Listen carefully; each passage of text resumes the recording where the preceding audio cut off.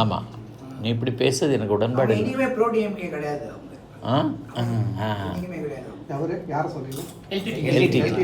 ஆமாம், எனக்கு அது வரைக்கும் தெரியாது. எனக்கு நான் இராணுவ பயிற்சிக்கே தயாராகிட்டேன். என்னை இலங்கைக்கு கூட்டிகிட்டு போகணுன்னு சொல்லிட்டாங்க. தயாளன்னு பேர் மாற்றிட்டாங்க. பேபி சுப்பிரமணியம் தம்பிக்கு உதவியாளர் அவர், நான் அழைச்சிட்டு போகிறேன்டா ஒரு நாள் ஒன்று தலைவர்கிட்ட அறிமுகம் பண்ணுறேன்னு சொன்னார். இப்போ இவனு என்னை ராத்திரி பூரா தூங்க விடலை. நான் வெளிக்கிட்டுறேன், தேநீர் அனுப்பி கொண்டு வர்றேன்னு சொல்லிவிட்டு பேண்ட்டு டிஷர்ட்டு போட்டுட்டு வெளியில் வந்துட்டேன். இனிமேல் இருந்தால் பெரிய பிரச்சனை வரும்னு சொல்லி புரிஞ்சுக்கிட்டேன். நேராக நடந்து பெங்களூர் சந்திப்பு வந்து அன்ரஸரோட கம்பார்ட்மெண்ட்டில் காசே இல்லை கையில் ஏறி சென்னைக்கு வந்துட்டேன். சென்னைக்கு வந்து பரிதியில் உள்ளது எம்எல்ஏ அப்பொழுது, அவருக்கு அறைக்கு நடந்தே தான் வந்தேன் சென்ட்ரல்லேருந்து. என்னடா உன்னை காணலை, ஒரு வருஷமாக காணலைன்னு லெட்டரெல்லாம் வந்திருக்கு அன்பகத்துக்கு. ரொம்ப வருத்தப்பட்டுலாம் உங்கள் தங்கச்சி உங்கள் அப்பா எல்லோரும் எழுதியிருக்காங்க போல் தலைவருக்கு. ஒரு வேலை தேடி போனேன், அது ஒரு புலிகள் கூட போய் ஒரு வருஷம் இழந்துட்டேன். என்னடா முட்டாத்தனமாக பண்ணுறேன். சரி, இன்னைக்கு சவுகார்பேட்டையில் கூட்டம், என் கூட வாணி அப்படின்னார். காலையில் சாப்பிடல, மத்தியானம் சாப்பிடல, பயங்கர பசி, வாடான்னு சொல்லி அதே என்கிட்ட கையில் ரூபா இல்லை, அதே பேண்ட்டு ஷர்ட்டை போட்டுட்டு பரிதி இளமழுதி கூட போனேன். சிறப்புரை பரிதி இளமழுதி சேலம் அருள்மொழி 86 ஏப்ரல் 6 பேசினேன். அந்த கூட்டத்தில் பரிதி சொல்கிறாரு, நல்லா பேசுவான் இந்த தம்பி, அவனை பேச விடுங்க முதல்ல அப்படின்னாரு. 10 நிமிஷம் விட, பேச விடு, சொன்ன கேளு அப்படின்னு சொல்லிவிட்டு என்ன பேச விட்டார். முதல்ல நான் அரை மணி நேரம் பேசினேன். நான் பேசி முடித்த பிறகு பரிதி இளமழுதிக்கு பேச்சும் எடுபடலை, அருள்மொழி பேச்சு மேலேயும் பெரிய தாக்கம் ஏற்படலை. நான் பேசி முடிச்சுட்டு கீழே இறங்கின பிறகு சேப்பாக்கம் ஜெகதீசன் பகுதி செயலாளர், மயிலாப்பூர் பகுதி செயலாளர் காசிசாமி, சைதை கிட்டு எல்லோரும் என்னை கை குலுக்கி 18ஆம் தேதி மயிலாப்பூரில் மாங்குல்லையில் துரைமுருகன் தேதி வாங்கியிருக்கேன், அவருக்கு முன்னாடி நீ பேசணும் வான்னு கூப்பிட்டார். காசிசாமின்னு பகுதி செயலாளர். அவருக்கு முன்னாடி போய் பேசி எம்ஜிஆர் மேலவையை கலைச்சிட்டார். 86 மே 18 அது திருவண்ணாமலையில் கூட்டம். நானும் பரிதி இளமழுதி அங்கே பேசினோம். ஆமாம் ஆமாம் ஆமாம் ஆமாம் ஆமாம், அந்த பேச்சு பிரமாதமாக அமைஞ்சிச்சு அன்னைக்கு. அப்படி பேசும்போது கலைஞர், இவன் யார் இவன் சம்பத்து, இந்த நாரோல் சம்பத்தா அப்படின்னு கலைஞர் கேட்குறார். நீலநாராயண அமைப்பு செயலாளர், அவர் எங்கள் ஊருக்காரர். யார் நீலம்? அவன் சம்பத் அந்த நாரோலில் அந்த பையன் தானா? ஆமாம், நல்லா பேசுகிறான்னு தகவல் வருதுன்னாரு. அவனை ஒன்று அழைச்சிட்டு வர சொல்லு அப்படின்னாரு. அப்புறம் இந்த பரிதியில் உள்ள ரூமில் தான் தங்கியிருந்தேன். அங்கே வந்து என்னை அழைச்சிட்டு அன்பகத்தில் போனோம். அன்பகத்தில் போனால என்னாச்சு, ஒன்று ஒரு வருஷமாக காணலை. இல்லை, நான் புலிகளுக்கு கூட போயிட்டேன். தமிழீழத்தை ஆதரித்து தான் பிரச்சாரம் பண்ணமே தவிர புலிகளுக்கு கூட போக சொல்லலை. ஏன் போன நீ அப்படின்னாரு. போயிட்டேன் அப்படின்னேன். சரி விடு. இப்போ சென்னையில் எங்கே? நான் பரிதி இளமழுதி ரூமில் இருக்கேன். என்ன செய்ய போகிற? ஏதாவது வேலை தேடணும். பிடிஆர்கிட்ட சொல்லியிருக்கேன். எதுக்கு வேலை? உங்கள்கிட்ட தான் பேச்சு இருக்கு. இல்லை, அது எனக்கு என்ன யாருக்கும் தெரியாதில்ல, நான் கன்னியாகுமரிக்காரன். திருமணம் ஆகிடுச்சா உங்களுக்கு? ஆகலை, திருமணம் ஆகலை. பேசேன் மேடையில், என்ன யாருக்கும் தெரியாது. சென்னையில் மட்டும்தான் இப்போ அறிமுகமாயிருக்கு. சரி. 86 நவம்பர் 8, 9 கோவை சிதம்பரம் பூங்காவில் இந்திய எதிர்ப்பு மகாநாடு, திறந்தவெளி மகாநாடு. அந்த மாநாட்டில் பேசுறதுக்கு கேட்கணுமே அப்படின்னு சொல்லிவிட்டு கலைஞருக்கு ஒரு லெட்டர் எழுதுகிறேன். அதுதான் கலைஞர். இப்போ உள்ள தலைவர்லாம் லெட்டர் எழுதுனா படிக்க மாட்டான். கலைஞருக்கு எழுதுகிறேன். கோவை சிதம்பரம் பூங்கா திறந்தவெளி மகாநாடு, இந்திய எதிர்ப்பு மகாநாடு, கோதி குழல் முடித்து கொல்லை வழி வந்து புகுந்த ஆதிக்க இந்தியனுடைய ஆரக்கால்களை வெட்டி சாய்க்கிற தீர்மானங்களை கொண்டு வர இருக்கிற அந்த மகத்தான மகாநாட்டில் கூவத்துடிக்கிற குயிலாக இருக்கிற எனக்கு ஒரு வாய்ப்பை தாருங்கள். அப்போது உங்கள் மருங்கு நெருங்கி வாய்ப்பு தாருங்கள் என்று கேட்கிற நிலையில் நான் இல்லை. அப்போதைக்கு இப்போதே சொல்லி வைத்தேன் ஆரூர் சோழன்னு கடிதத்தை எழுதி கையில் கொடுக்குறேன். இது ஆழ்வார்கள் வரி. ஆழ்வார்கள் வரி இல்லை. கலைஞர் அந்த நான் எழுதின கடிதத்தை எடுத்து நாஞ்சலர்கிட்ட கொடுக்குறாரு. இந்த சம்பத் எழுதியிருக்கான் பாருங்க அப்படின்னு படிச்சுட்டு, இப்படி எழுதின பிறகுமா வாய்ப்பு கொடுக்காம இருக்க போறீங்க அப்படின்னு கேட்டார். நாஞ்சலார். ஆமாம், அவர் கூட உங்களுக்கு தொடர்பு? அது என்னுடைய உறவினர் தான் ஒரு வகையில். உடனே என்ன செய்யலாம் அப்படின்னு பார்த்துட்டு பேராசிரியர், இல்லை தமிழ் நட நல்லா இருக்குல்ல அப்படின்னு சொல்லிட்டு பாவேந்தர் படத்தையே திறந்து வைக்க சொல்லிவிடுவோமே அப்படின்னு. அந்த மாநாட்டில் தான் அண்ணன் ஸ்டாலின் மொழிப்போர் தியாகிகள் படத்தை திறந்து வைக்கிறார். நானும் ஸ்டாலினும் ஒரே மாநாட்டில் தான் அறிமுகம். 86, 8, 9 மாநாடு. இப்போ திமுக யாரெல்லாமும் அறிமுகம் கொண்டாடுறாங்க. அது இளைஞரணி ஆரம்பித்த பிறகு வர மரம் ஃபஸ்ட்டு மாநாடு. இளைஞரணி ஆரம்பித்த பிறகு தான் மாநாடு. அந்த மாநாட்டில் ஸ்டாலின் அந்த மொழிப்போர் தியாகிகள் படத்தை திறந்து வச்சு பேசுகிறாரு. நான் பாவேந்தர் படத்தை திறந்து வைக்கிறேன். பேசுனீங்க? ஆமாம், பேசினேன். கண்ணப்பன் தான் அந்த மாநாட்டினுடைய வரவேற்பு குழு தலைவர். மீனா லாட்ஜுன்னு ஒரு லாட்ஜு, கலைஞர் தங்குற லாட்ஜுக்கு எதிரில் இருக்குது கோயம்புத்தூரில். கண்ணப்பன் பயங்கர கண்டிப்பான ஆள். கண்களாலேயே கட்டளை இடுகிற ஆற்றல் பெற்றவர்னு சொன்னவரை. அவர் இந்த இந்த ஆமாம் மிஸ்ஸா காலத்தில் அவர் இந்த சாயங்காலம் ஒரு ஊர்வலம் வைப்பாங்க. இந்த ஊர்வலத்தில் இந்த படத்தை திறந்து வைக்கிறவங்கள இந்த ஊர்வலத்தில் அந்த வண்டியில் எங்களையும் உட்கார வைப்பாங்க. என்னை கூப்பிடுறதுக்கு பார்க்கறதுக்கு வந்தார். நான் இந்த கேரளா பூ போட்டல் இங்கி விடுதுட்டு படுத்து கிடக்கேன் கேட்டல. இவனா சம்பத்து கலைஞர் பண்ணுற லோலாகி தாங்க முடியலை. இப்படியே சொன்னாருங்க, என் காது கேட்க. ஆமாம், கலைஞர் பண்ணுற லோலாகி தாங்க முடியலை. இவனையெல்லாம் படம் திறந்து வச்சு இவன் என்னத்தை பேச போகிறான்னு கேட்டார். வேறு அவனை எழுப்பு அப்படின்னு சொல்கிறாரு. ஒரு தம்பி எழுப்பினா கண்ணப்பண்ண வந்துடுறான். நான் பாட்டா பயந்து எழுந்து வணக்கம் அப்படின்னு. ஒன்றும் இல்லை, இன்றைக்கி மாநாடு படம் திறந்து வைக்கிறதில்ல, ஊர்வலம் இருக்குது சாயங்காலம், அந்த வண்டியில் நீ இருக்கணும், வந்துடு அப்படின்னாரு. ரொம்ப கண்டிப்பாக சொன்னார். சரின்ட்டு சாயங்காலம் போனேன். அவர் தான் கையை பிடிச்சி அந்த படத்தை திறந்து வைக்கிறதுக்கு வச்சு பேச ஆரம்பித்தேன். காலையில் அலங்கார் ஹோட்டலில் தான் கலைஞர் தங்கியிருக்காரு. நாஞ்சிலாரும் அங்கே தான் தங்கியிருக்கார். நாஞ்சிலார்கிட்ட போய் இன்னைக்கு பேச போகிறேன், என்னை வாழ்த்துங்கன்னு. அதெல்லாம் நீ பேசுவேன், நான் ஒன்றும் வாழ்த்த வேண்டிய அவசியம் இல்லை அப்படின்னாரு. எல்லாம் தயார் பண்ணிட்டேன். சரி, வாழ்த்துக்கள் அப்படின்னாரு. நான் அதுக்கு 1 மாதம் ப்ரிப்பேர் பண்ணேன். நீங்கள் கேட்டீங்களே, 1 மாதம். ஆமாம். ஏன்னா பொன்னேரியில் ஒரு பொதுக்கூட்டத்துக்கு பேச போகிறேன், பேராசிரியர் பேசுகிற பொதுக்கூட்டம். அப்போ காரெல்லாம் கிடையாது. காரு நம்மகிட்ட இன்றைக்கும் இல்லை, அன்னைக்கும் இல்லை. கொடுத்துட்டேன்ல. ஆமாம், கொடுத்துட்டேன். அப்புறம் அந்த எலக்ட்ரிக் ட்ரெயினில் போய் பொன்னேரியில் இறங்குவேன். பேசிட்டு பேராசிரியர் என் பேச்ச அன்னைக்கு கேட்குறாரு. அப்படியே அண்ணாந்து பார்த்தவர் அப்படியே பேசி முடிச்சிச்சு.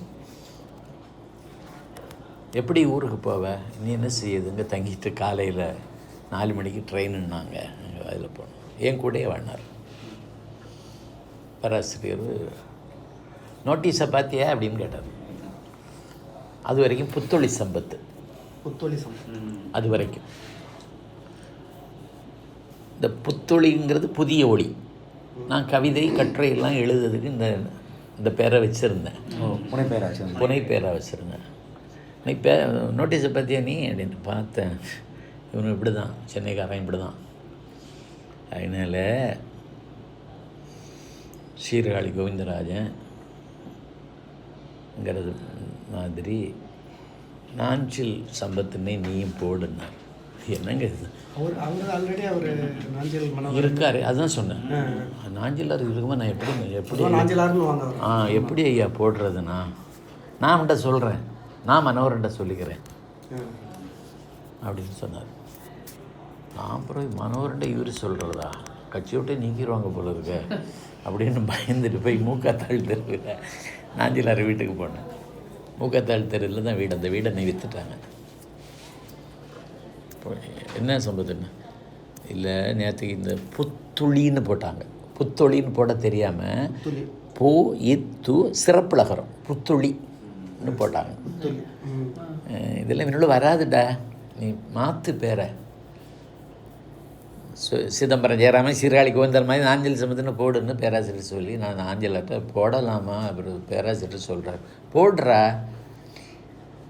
நீயே போட்டுக்க ஒன்றும் இல்லை அப்படின்னாரு. அந்த மாநாட்டு விளம்பரத்தில் முரசொலியில் நாஞ்சில் சம்பத் பாவேந்தர் படம் திறந்து வைப்பார்னு போட்டேன். நான் ஆகிட்டேன். அன்னைக்கு பேராசிரியர் அந்த மாநாட்டில் பேசி முடித்த உடனே கலைஞரே இப்படி பார்த்த கலைஞர் நான் பேசி முடிக்கிற அப்படியே இருந்தார். நான் கீழே இறங்கி வர்றேன், செம்மனார் கோயில் மதிவான மிஸ்ஸா கைதி என் கையை பிடிச்சிட்டு இப்படி ஒரு பேச்சே நான் இது வரைக்கும் கேட்டதில்லை அப்படின்னு சொல்லிட்டு ஒரு தேதி கொடுன்னார். தொடர்ந்து 160 கூட்டம் புக் ஆகிடுச்சு. முதல் கூட்டம் தரங்கம்பாடி. ஆமாம், அங்கே போனேன். தொடர்ந்து பேசிகிட்டு இருக்கேன். வீட்டுக்கு போகலை. சார் நீங்கள் இவ்வளோ சொல்லும்போது எனக்கு ஒரு இது ஆதங்கம், உங்களோட ஆதங்கமா இல்லை எங்களோட ஆதங்கமானு தெரியல. ஒரு கிட்டத்தட்ட 40 வருஷம் நீங்கள் வந்து பயணிச்சிருக்கீங்க இந்த அரசியலில். உங்களுக்கு யாரும் எம்எல்ஏ சீட்டு இது கொடுக்கலையா, இல்லை நீங்கள் நிற்கிறதுக்கு விருப்பப்படலையா? விருப்பம் இல்லை. விருப்பம் இல்லை சார். நாங்கள்லாம் வந்து இந்த மாதிரி ஒரு, நான் சொல்கிறது 93, 94 நீங்கள் வைக்கோ கூட வந்தீங்க இல்லையா, அப்போல்லாம் நான் காலேஜ் படிச்சுட்டு இருந்தேன். அப்போ நடைப்பயணத்துலலாம் நாங்கள் கூட வந்திருக்கோம் பின்னாடி அவரோட இதில். அப்போ நீங்கள்லாம் வந்து பேசுவீங்க. நான் பொள்ளாச்சியில் வைகோ சாரோட இதெல்லாம் பேச்செல்லாம் கேட்கறதுக்காக நைட்டெல்லாம் தவங்கடந்து அந்த பேச்செல்லாம் கேட்கணும். பட் அப்போல்லாம் அந்த அளவுக்கு பேசுகிற ஆட்களே வந்து 99லேருந்து நான் அவையில் பார்த்துட்டு இருக்கேன் சட்டசபையில். அந்த அளவுக்கு பேசுகிற ஆட்களே இல்லையே சார். ஏன் நீங்கள்லாம் வரல? ஏன் நீங்கள்லாம் வரல அவைக்குள்ள? இல்லை, என்ன வைகோ அண்ணன் சேப்பாக்கத்தில் கலைஞர் நிற்க சொன்னார். ஆமாம், கலைஞரை இது நீ தான் நிற்க போகிற அப்படின்னாரு.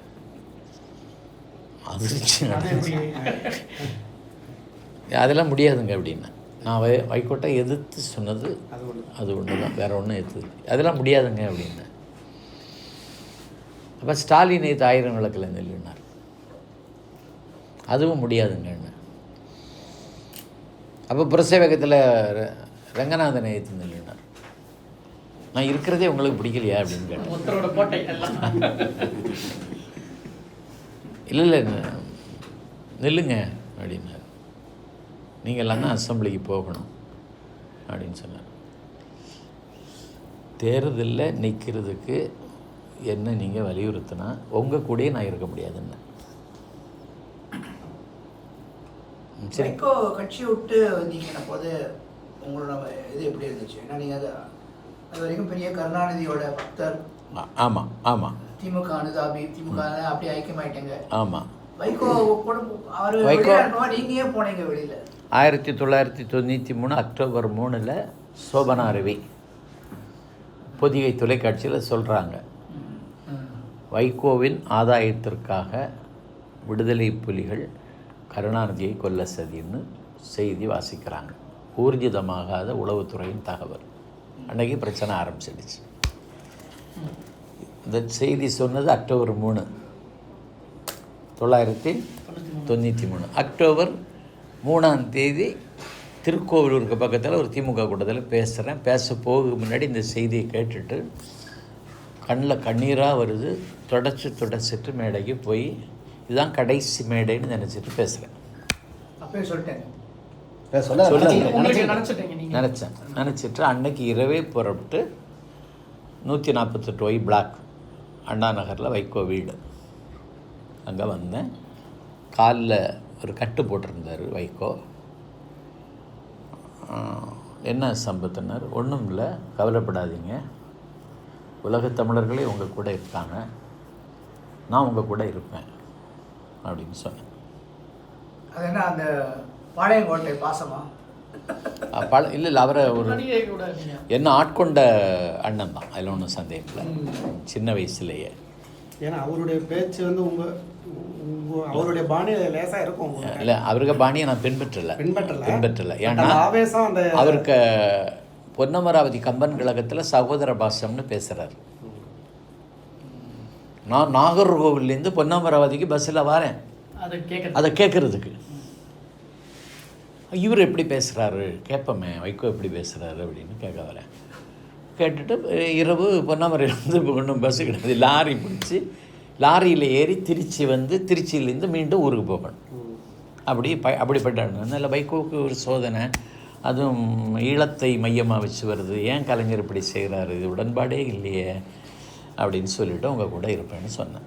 1994 அக்டோபர் 4 இருந்து 1994 மே 6 வரைக்கும் நான் தான் இந்த கட்சிக்கு வந்தவங்களையெல்லாம் ஒருங்கிணைச்சி அவங்க அலைபேசி எண்ணை வாங்கி எல்லாம் பண்ணது நான் தான். வைகோ கட்சி தொடங்கினார், ஆனால் பேர் பார்த்தது எல்லாமே நான் தான். அந்தளவுக்கு ஒரு செல்வாக்கா எம்பிஎம்கேல இருந்துட்டேன். எப்படி 2014 வெளியில் வரணும், இல்லை வெளியில் அனுப்பப்பட்டீங்களா இல்லாட்டி நீங்களா? இல்லை அப்படி நெருக்கடி கொடுத்தாரு எனக்கு, தாங்க முடியாத நெருக்கடி. என்னென்னு எனக்கு புரியலை. நான் சொல்ல அரசியல்வாதியே கிடையாது. நான் அவர்கிட்ட தொகுதி கேட்டதில்லை, உதவி கேட்டதில்லை, எனக்கு என்ன வேணும்னு ஒன்றுமே நான் அவர்கிட்ட கேட்டதில்லை. நான் அந்த தோழர்கள் வந்து உயிர்க்குயிராக என்னை நேசிப்பாங்க. அவங்க கூடயே பேசிட்டு அவங்க கூடயே சாப்பிட்டுட்டு அவங்க படுக்க சொல்கிற இடத்துலையே படுத்துக்கிட்டு ட்ராவல் பண்ணிகிட்டு இருந்தேன். அவர் என்ன ஆயிடுச்சுன்னா, எனக்கு வர்ற கூட்டம் அவரால் சரித்து கொள்ள முடியலை. அவரை விட எனக்கு கூட்டம், வைகோயை விட எனக்கு கூட்டம் வந்துச்சு. இல்லை வேணாம், அவரை விட எனக்கு கூட்டம் வந்துச்சு. ஆயிடுச்சு. அதனால் வெளியேற்றப்பட்டீர்களா? இதுவரைக்கும் என்ன நீக்கலை, அதிமுக நீக்கலை. அந்த மாதிரி ஒரு அறிவிப்பு வரல. அதுக்கப்புறம் திரும்ப ஜெயலலிதாவோட எப்படி உங்களுக்கு? இல்லை அந்த வைகோவுக்கு எனக்கு இப்படி நெருக்கடி, எனக்கு கூட்டத்துக்கு கூப்பிடக்கூடாதுன்னு ஓரல் இன்ஸ்ட்ரக்ஷன் அப்படி வந்துச்சு. நெருக்கடி வந்துடுச்சு. 2000 அந்த வெளியேற ஆண்டுக்கு முன்னாடி 2012 திருச்சியில் மாநில மாநாடு. இந்த மாநாட்டு தலைவர் நான்.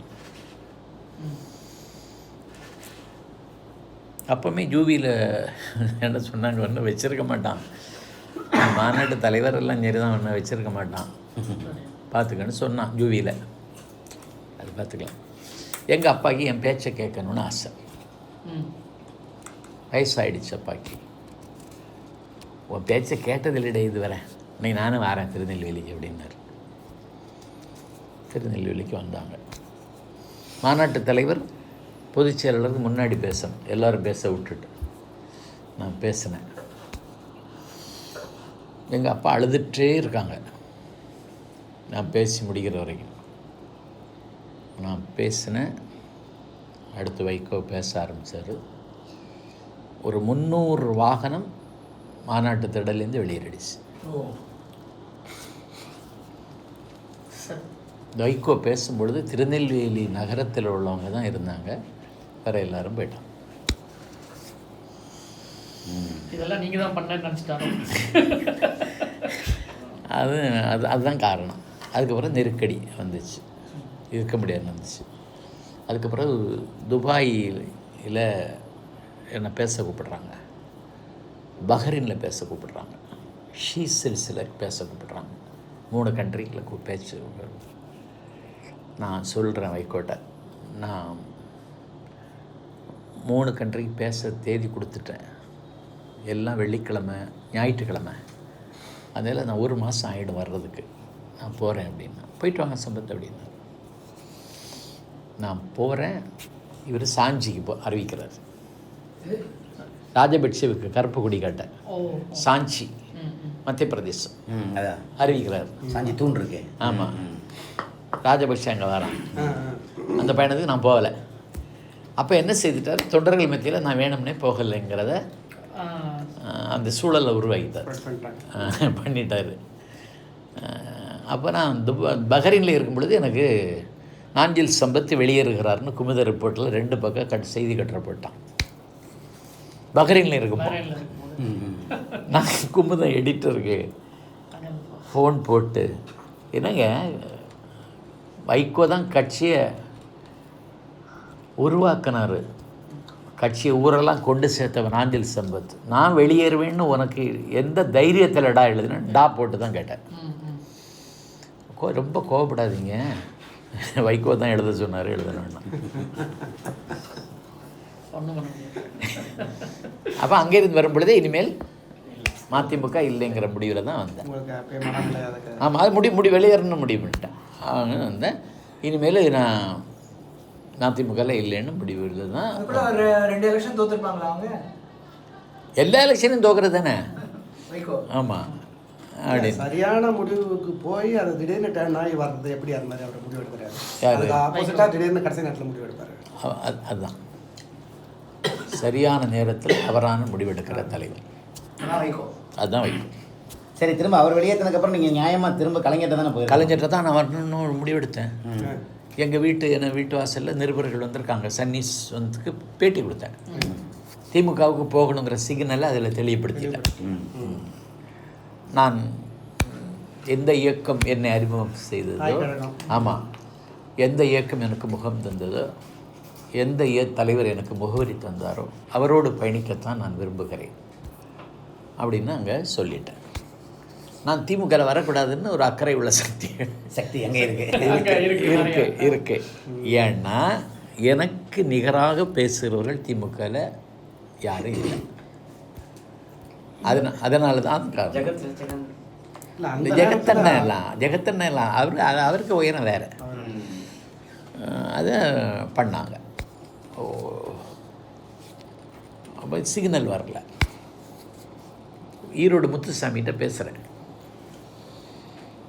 அண்ணா நான் திமுக வரணும்னு முடிவு பண்ணிட்டேன், தலைவர்கிட்ட சொல்ல முடியுமான்னு பாருங்கள். முத்துசாமி அப்போ இல்லை, அவர் டிஎம்கேக்கு வந்துட்டார் அப்படி சொல்லி பார்க்குற சம்பத்துனார். இது நீங்கள் சொல்கிறதா 2014? ஆமாம் ஆமாம், அழைப்பு வரல. அப்போ காலில் டீப் வெயின் த்ரோம்போசிஸ், எனக்கு காலில் கட்டு போட்டு படுத்திருக்கேன். ஃபோன் வருது, நான் ஜெயலலிதா பேசுகிறேன். நாங்கள் எந்த ஜெயலலிதான்னு கேட்டேன். சமீபத்தில் ஒரு யூடியூப்பில் எந்த ஜெயலலிதான்னு கேட்டேன். அவங்க நம்மகிட்ட பேச வேண்டிய தேவையில்லை, அவங்க யார்கிட்டையும் ஃபோன்லேயே பேச மாட்டாங்க, மோடிட்டே ஃபோனில் பேச மாட்டாங்கங்கிறாங்களே அப்படின்னு நினச்சிட்டு நான் அவங்கள கட்டுமை 2014 13 கட்டுமையாக பேசினேன். நான் அவங்கள எடுத்து 19 மாத காலம் அச்சில் ஏற்றப்பட முடியாத வார்த்தைகளால் பேசினேன். நான் திருப்புகளையும் பட்டினத்தாரையும் அதுக்காக பயன்படுத்தினேன். நான் வைவதற்காகவே திருப்புகளையும் பட்டினத்தாரையும் இருக்கு. நான் சிஎம் பேசுகிறேன் சம்பத்து. நாங்கள் கை ஆடிடுச்சு எனக்கு. பக்கத்தில் யார் இருக்கா அப்படின்னு கேட்டேன். என் மனைவி இருக்கேன், அவங்கள்ட்ட கொடுங்க அப்படின்னா. சிஎம் பேசுகிற ஏன்னா மனைவி மலையாளம். அவளுக்கு தமிழில் பேச வராது. இல்லை ஜெயலலிதா ஸ்பீக்கிங் இல்லை அவள் மலையாளம், என் மனைவி மலையாளம். ஆமாம், நீங்கள் தான் சம்பத்துக்கு ஒய்ஃபா? அதே அப்படின்னா மலையாளத்தில். மலையாளமா?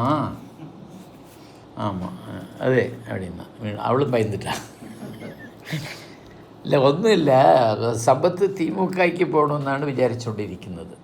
അത് അറിയാമോ നിങ്ങൾക്ക് എന്ന് കേട്ടാൽ ഞാൻ അവർ അതിനെക്കുറിച്ചൊന്നും എൻ്റെ അടുത്ത് എപ്പോഴും സംസാരിക്കണതില്ല. അവരുടെ പാലിറ്റിക്സിൽ ഞാൻ தலையிடுறதும் இல்லை, எனக்கு அது ஒன்றும் அறிஞ்சுவிட. இல்லை அவர் டிஎம்கேக்கு போகிறதுக்கு முடிவெடுத்துட்டாரு, என்கிட்ட வர சொல்லுங்க, நான் பத்திரமா பார்த்துக்கிறேன் அப்படின்னாங்க. அவங்க அம்மா இருக்காங்களா அப்படின்னு கேட்டாங்க. இരിക്കുന്നു, அவரிடத்து குடிக்கி அப்படின்னு மலையாளத்தில் தான் பேசுனாங்க. எங்கள் அம்மாட்ட என் ஒய்ஃபு സംസാരിക്കുന്ന ജയലളിതയായിട്ട് பார்த்து പറയണം அப்படின்னு சொல்லிட்டு என் ஒய்ஃபு எங்கள் அம்மாட்ட கொடுத்தாங்க. எங்கள் அம்மா தமிழ். ஜெயலலிதான்னு சொன்னோடனே அவங்க அழுந்துட்டாங்க. இந்த சனிக்கிழமை ஒலியும் ஒளியும் வரும்ல, வெள்ளிக்கிழமை எம்ஜிஆர் ஜெயலலிதா அந்த பாட்டுன்னா எங்கள் அம்மாவுக்கு ரொம்ப இது. அம்மா கையை ஆடிட்டே ஃபோனை கையில் வச்சுட்டு வணக்கம் வணக்கம் வணக்கம்னு எங்கள் அம்மா சொன்னேன். பதட்டப்படாதீங்க, சம்பத்தை என்கிட்ட அனுப்புங்க, நீங்கள் பார்க்குறது மாதிரி நான் அவரை பார்த்துக்கிறேன் அப்படின்னாங்க. பின்ன என்ன மக்கா அவனுக்கு இப்படி ஒரு ஆரையும் சொல்லியிருக்காங்களா அவனுக்கு இது வரைக்கும்? ஏன்னா எங்கள் வீட்டு பக்கத்தில் என் குடும்பவியை கொளுத்திட்டாங்க. வைகோ கொளுத்துனது மட்டும் இல்லை, என்னை கொலை செய்யறதுக்கும் ஏற்பாடு நடந்துச்சு. அந்த தகவலும் வந்துச்சு. அந்த சிபிஎஸ்சி பாடத்திட்டத்தில் ஒரு குறிப்பிட்ட சமூகத்தை கொச்சைப்படுத்துறது மாதிரி சிலபஸில் இருந்துச்சு. அந்த பாடத்தை கொளுத்துறது ஒரு போராட்டம் அறிவித்து நாகர்கோவிலுக்கு வர்றார். அப்போ அதை கொளுத்தும் பொழுது வைகோ சொல்கிறார், நான் சில கொளுத்துறது மாதிரி கொளுத்துடா அப்படிங்கிறார். ஆமாம், இது கேப்டன் டிவி நிருபர் கவனிச்சுட்டான். அவன் அதை அப்படியே எண்ணெய் எடுத்துக்கொண்டு காமிச்சான். இது வைகோ சொன்னது என்ன. அப்போ என்னமோ நடக்க போகுதுன்னு நினச்சப்போ எங்கள் வீட்டில் இல்லையே, இனிமேல் உயிருக்கே ஆபத்து வந்த பிறகு நீ ஒரு முடிவு எடுக்கணும்னு எங்கள் அப்பா சொல்லுது. பிறகு அண்ணன் பன்னீர்செல்வம் என்ற பொண்ணை பேசினார். அம்மா அவங்கள லைக் பண்ணுறாங்க, நீங்கள் வாங்க, நாங்கள்லாம் இருக்கோம், பார்த்துக்குறோம் வாங்கன்னு அவருக்கு சொல்கிறார். ஓபிஎஸ் நான் சொன்னேன், ஏன் இயல்புக்கு அதிமுகவில் ஒரு நாள் கூட நீடிக்க முடியாது, என்ன கூப்பிடாதீங்க. இல்லை சாதாரணமனும் இருக்கலாம், ஜாம்பவானும் இருக்கலாம், அம்மாட்ட வாங்கன்னு. இல்லை நான் யோசிக்கணும்னு சொன்னால் அடுத்த 5 நிமிஷத்தில் யோசிச்சிங்களான்னு கேட்குறாரு. 10 நிமிஷம் கழிஞ்சு என்ன முடிவெடுத்தீங்கன்னு கேட்குறாரு. அவங்க ப்ரெஷர், உங்களுக்கு என்ன வேணும்னு கேட்டார். அப்போ பேரம் பேசுகிறீங்களான்னு கேட்டேன். இல்லை ஆளுங்கட்சி அம்மா கேட்குறத தருவாங்க, ஒன்றும் வேண்டாம் அப்படின்னு சொன்னேன். சார் ஒரே ஒரு இன்டர்ஜெக்ஷன். இந்த மாதிரி உங்களுக்கு வந்து எந்த எக்ஸ்பெக்டேஷன்ஸும் கிடையாது, எந்த டிமாண்ட்ஸும் கிடையாது எந்த கட்சியிலையும் இருக்கும்போது நீங்கள் எப்படி குடும்பத்தை நடத்தினீங்க? இந்த வழிச்செலவு வாங்கி தான், அதுதான் வழிச்செலவு வாங்கி தான், வேறு ஒன்றும் இல்லை. பிறகு ஓபிஎஸ் கேட்குறாரு தருவாங்கன்ற. ஆமாம், ஓபிஎஸ் என்கிட்ட பேரம் பேசுகிறீங்களா அப்படின்னு கோவப்படுவார் அம்மா அப்படின்னு சொன்னார். பார்த்தீங்களா, இவன் 19 வருஷம் வைகோட்டை எப்படி குப்பை கூட்டியிருக்கான் பார்த்தீங்களா, உடனே கூட்டிகிட்டு வாங்க. ஆமாம், உடனே ஃப்ளைட் டிக்கெட் வருது, எங்கள் வீட்டில் போயிடுங்க அப்படின்ட்டாங்க. நான் வந்தேன். இதுதான் காரணம். அதிமுகவில் போய் சேரணும்னு திட்டமே இல்லை, திமுகவில் போகணும்னு திட்டம். அவங்களே விரும்பி உங்களை அழைச்சாங்க. வரணும் கட்சிக்கு. இப்படி நீங்களும் நானும் இருக்கிற மாதிரி உட்காந்து என்கிட்ட பேசுனாங்க. 19 மாதம் வைகோ சிறைச்சாலையில் இருக்கும் பொழுது உங்கள் பேச்சை கேட்டுட்டு தான் நான் தூங்க வேண்டாம். நான் சசிகிட்ட சொல்லுவேன், என்ன ஃபயர் டெண்டன்சி, ஏன் இப்படி பேசுகிறான்? வைகோ இவனுக்கு என்ன கொடுப்பான் அப்படின்னு சொல்லுவேன். ஆனால் உங்கள் குடும்பம் இப்படி தான் வச்சுருக்கீங்க. நான் மகளை எம்பிபிஎஸ் படிக்க வைக்கணும்னு நினச்சேன், காசு இல்லை. அதனால நேச்சுரோபதி டாக்டர் ஆக்கிட்டேன், படிக்க வச்சிட்டேன். எப்போம்மா ஃபைனல் இயர் படிச்சிட்ருக்கா.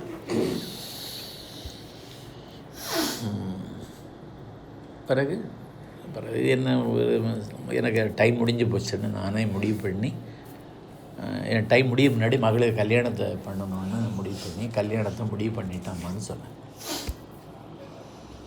எப்படியா? என்னைக்கு கல்யாணம்? அது மே 12 கல்யாணம். சென்னையில் வரவேற்பு வைங்க, நான் வந்து வாழ்த்துறேன்னாங்க. அதெல்லாம் நினச்சே என்னால் பார்க்க முடியாதும்மா. நான் ஊரில் கிராமத்தில் ஒரு மொத்தம் 300 பேருக்கு ரத்த சம்பந்தம் உள்ள உறவுகளுக்கு மட்டும் சொல்லி தான் வைகோவுக்கு நெருக்கடியெல்லாம் கல்யாணம் பண்ணுறேன். எனக்கு சென்னையெல்லாம் முடியாதும்மா. டோன்ட் வரி, எல்லாத்தையும் நானே பார்த்துக்கிறேன்னா. மே 20 தேதி கொடுத்துட்டாங்க. பூங்குன்னு சொல்கிறாரு, மே 20 உங்களுக்கு கல்யாண தேதின்னு. ஐயோ கையில் காசு வேறு இல்லையே, இது எப்படி மேனேஜ் பண்ணுறதுன்னு மனசுக்குள்ளே நினச்சிட்டு இருக்கும்போது பன்னீர் அப்படின்னு கூப்பிட்டாங்க. அவர் வந்தார். சம்பத்துக்கு மகளுக்கு ரிசப்ஷன் சென்னையில், நான் தேதி கொடுப்பேன்.